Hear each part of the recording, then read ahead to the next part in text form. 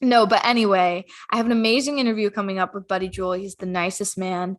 And he's this all-American country boy who I thought would be perfect for our little 4th of July kind of week that we got going on here. Yeah. Yeah. Yeah, that's coming up after the break. This is the Angel Baby Show. I'm Ava Lynn. And I'm Elise. And we'll see you in a few. And then good. And then I'm just gonna do it's gonna sound really long because you have so many accolades, but I'm just gonna do like a quick I'm here with Buddy Jewell, and I'm just gonna go down the list of all the amazing things that you've done, and then Right. I'll get into the questions. Give me just a sec. Okay. I'm gonna try to get this my phone up on a tripod so it'll be steady and I'm not having to hold it. Okay. No worries. Oh, Lord Jesus. Thank you for being patient with me. Oh my God. Of course. Are we on a time crunch? This new Zoom thing, I can't tell if it's just gonna end at 2:40 or if it's giving me like I don't know. We'll see, I guess, once it hits 2:40, but I got you. But yeah. Okay. All right, let's see if that's better. At least I'm not bobbing the camera up and down. Okay. Is that good enough for you? Yeah, that's awesome. Okay. God bless you. Okay. Hi. Okay, awesome. I'm just gonna start. Hi, I'm Ava Lynn Thuresson with California Life, and I'm here with Buddy Jewell, the very first winner of hit reality show Nashville Star. His debut release after Nashville Star landed at #1 on the Billboard Top Country Album charts and was certified gold later that same year. This release garnered 2 back-to-back top 5 hits. Both of these tunes are certified 1 million radio airplays. And of course, he has been recognized by the Grammys, ACM, CMAs, ABC radio networks, ICMAs, and CMT with multiple awards and nominations. I am so honored to have you here with California Life, Buddy. How are you doing today? I'm doing great. By the way, full disclosure, I just realized I didn't hit my do not disturb, so you may hear a ding or two during this. So. No worries. I'm doing great. That's what's awesome about this recording. We can just chop it up, make it sound seamless, no mistakes. Okay. So after all the accolades I mentioned are kind of after Nashville Star, but I know that you were a demo singer in Nashville. And you even wrote songs that were recorded by incredible artists such as George Strait, Trace Adkins, Leanne Womack, and you released your own albums in 2002. I was wondering how you think all of this work that you did before Nashville Star actually led you to winning Nashville Star. Oh, well, I got, God gets all the credit. I'm just lucky to be the recipient. But yeah, I put in a lot of work in the studio. I recorded over 4,000 songs doing the demo work. And so that helped Clint Black and I make the record really probably in record time. We were done with it within 2 weeks after the show. So spending all that time behind a microphone helped a lot. Yeah. And also, by doing all that work, I think it helped my writing out a lot because I saw things that didn't work, or maybe I heard something that maybe inspired me, to play a different melody or whatever when I was writing. Just a lot of those, I guess, little tidbits that you wouldn't really realize you're picking up, but I did. And then, going through all the rejection I did, I was in Nashville for 10 years. All the record labels had passed on me at least twice, the big ones and the little ones.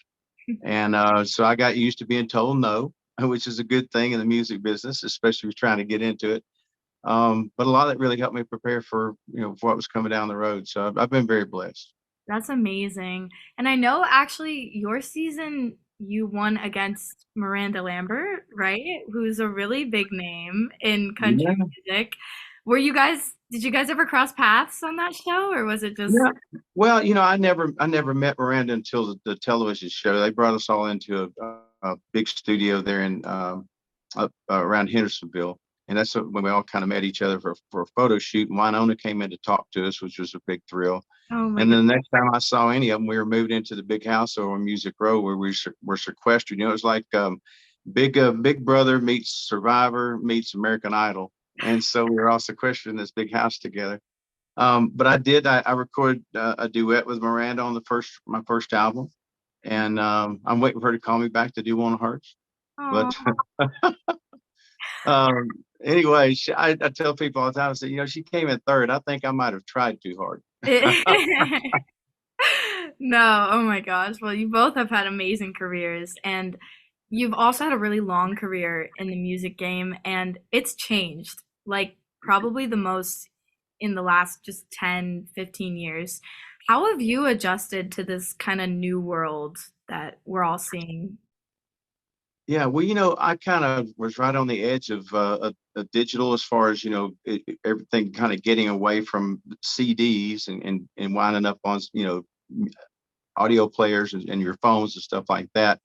So I was a little slow catching on, especially with social media and stuff like that.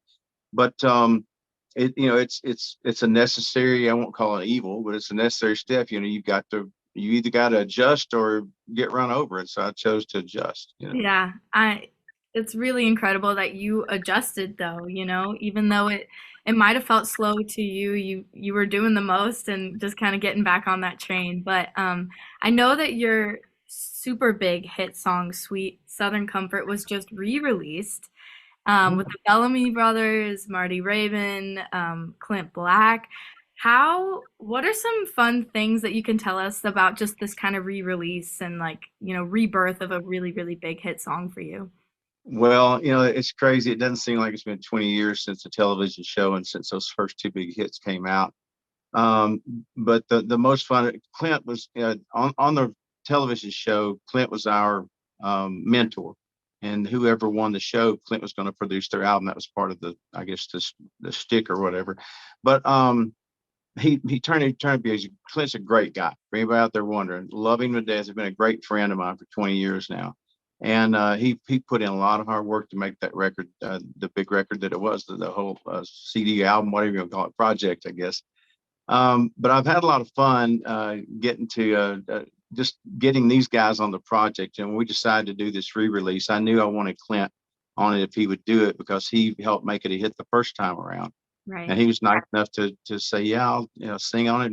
Whatever you need me to do. And I'm like, play some harmonica too, please. Oh. And then the Bellamy's.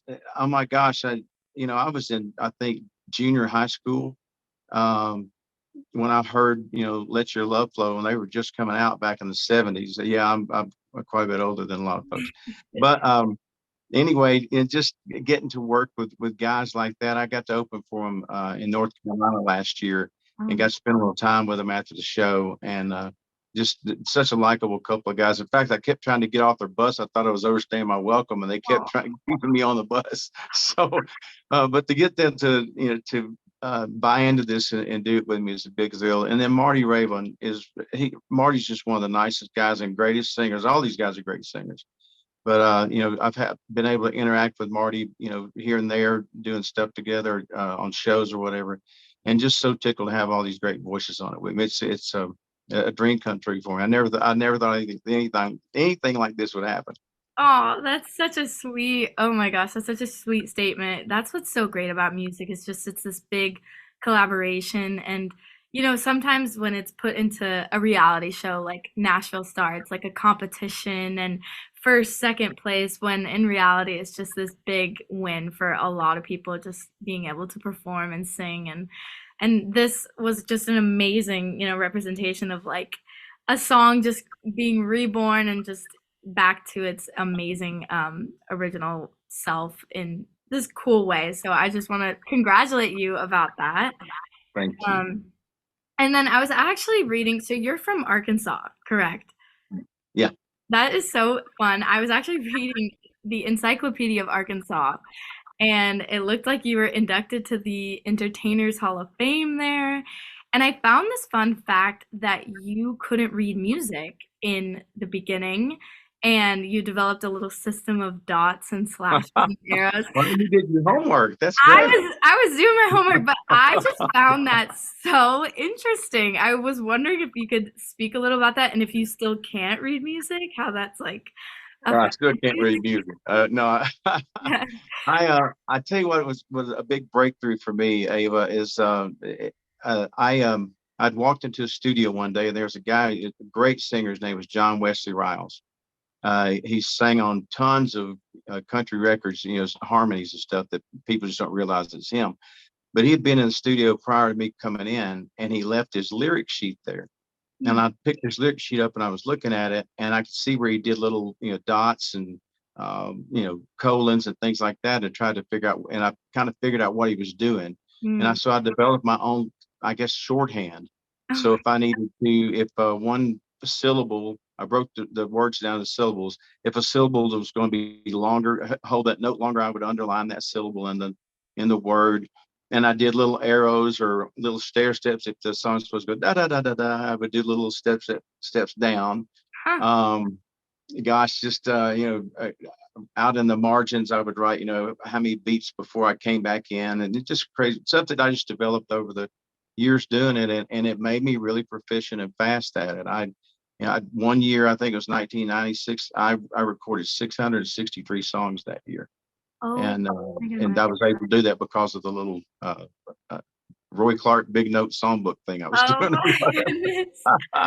That is hilarious. You have like your own little language of music. Oh my Yeah, gosh. But that's really interesting. I feel like that's something that people would not expect, from someone that actually works in music, is that they can't technically, read music, but you just understand it so well. And I think that really comes across in your songs. But so thanks.